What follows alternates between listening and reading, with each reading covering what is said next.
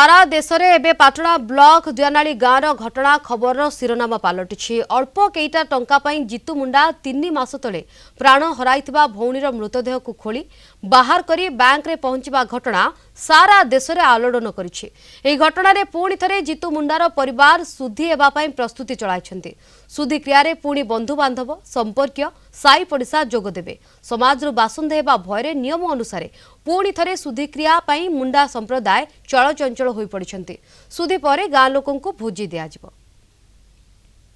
राज्य सरकार चेतिबा परे वर्तमान प्रशासन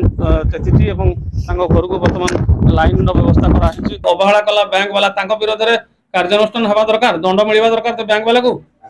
ना आउ दंड तो बनी पैसा देले अच्छा बैंक को केते थर जाइथिलो मोसा तीन थर जाइथिलो तीन थर जाय गला परे से तम कथा सुनलेनी मसारी मिलची नो सारे में आउ एई जो खट भी देइचंदी बरा हां हां देते फैन भी देइचंदी फैन में सब लाइन भी आसी लाइन में देते चाउल भी आसी चावल भी आते ए जो घरटा पुराना घरटा से पुराना घर कहा नारा थिला से पुराना घर मानार मानार थिला तांको घर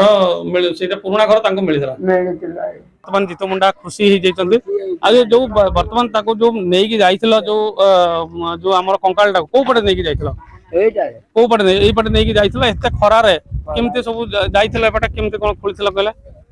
खोली के बोई नहीं गली और पर ढुरा देला कोन कहबो ताले सरकार को एबे कोन कहबो अरे सब देला